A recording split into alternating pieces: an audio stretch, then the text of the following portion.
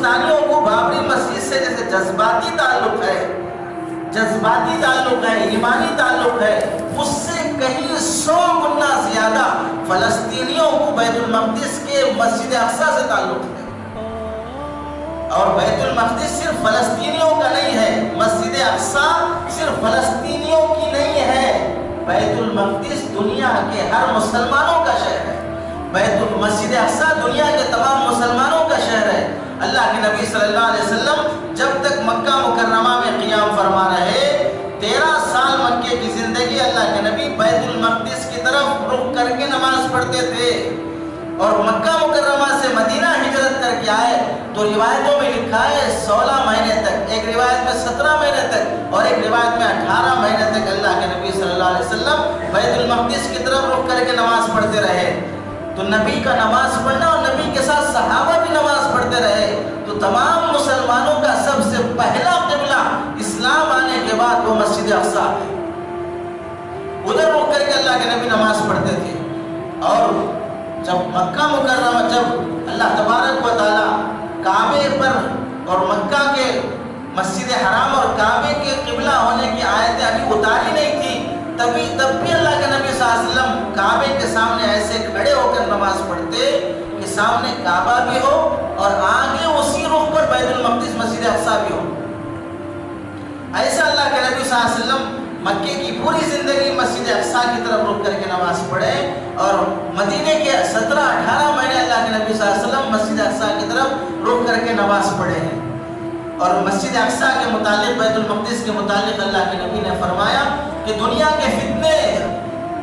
ہر ملک اور شہر میں آ سکتے ہیں، لیکن سب سے بڑا فتنہ دجال کا فتنہ، وہ جس طرح مکے میں نہیں آ سکتا، مدینے میں نہیں آ سکتا، ایسے بیت المقدس میں نہیں آ سکتا۔ وہ شہر القدس اس سے محفوظ ہے، دجال وہاں داخل نہیں ہو سکتا۔ حضرت مہدی جو آخر میں آنے والے ہیں، اس امت کے امام بنیں گے، نماز پڑھائیں گے۔ حضرت مہدی دنیا کے کسی بھی خطے میں پیدا ہو، روایتوں میں ہے کہ وہ عرب میں مکہ مکرمہ میں پیدا ہوں گے، وہاں سے ہجرت کر کے بیت المقدس جائیں گے۔ اور حضرت عیسیٰ علیہ السلام جو آخر میں اس امت میں تشریف لائیں گے، جو پہلے نبی ہو چکے ہیں، اور دنیا میں جب دوبارہ تشریف لائیں گے امتی بن کر، نبوت باقی رہے گی، شریعت اسی اسلام کی چلائیں گے، تو حضرت عیسیٰ علیہ السلام آسمانوں سے بیت المقدس پہ اتریں گے،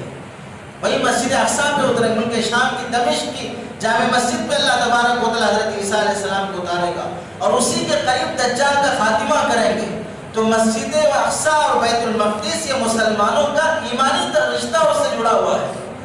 اس سے ہمارا ایمانی رشتہ جڑا ہے، اس سے ہمارا عسکری رشتہ جڑا ہوا ہے۔ اسلام کا لشکر دجال سے لڑنے کے لیے وہیں سے نکلے گا،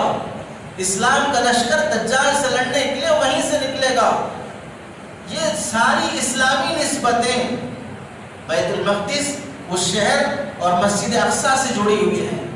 اللہ کے نبی صلی اللہ علیہ وسلم جب معراج میں تشریف لے گئے تو وہاں پر تمام نبیوں کو امامت کر کے جمع فرما کر یہ ثابت فرما دیا کہ یہ ایسا مبارک شہر ہے، دنیا کے کسی بھی شہر کو وہ برکتیں نصیب نہیں ہے جو مسجد اقصی کو نصیب ہے۔ بیک وقت تمام نبیوں کا ایک ساتھ جمع ہو کے نماز پڑھنا دنیا کی کسی مسجد میں نہیں ہے، کعبے میں بھی نہیں پڑھے ہیں، مسجد نبوی میں بھی نہیں پڑھے ہیں۔ مسجد اقصی وہ مسجد ہے جس میں تمام نبی ایک ساتھ جٹ کر نماز پڑھیں گے، وہ شرف اس مسجد اقصی کو حاصل ہے۔ اللہ کے نبی صلی اللہ علیہ وسلم نے مسجد اقصی کے آس پاس رہنے والے مسلمان مجاہدین کی ہمت افزائی فرمائی ہے، اسے بنائے حضرت سلیمان علیہ السلام، اور اسی سے وہیں سے چلتا رہا سلسلہ۔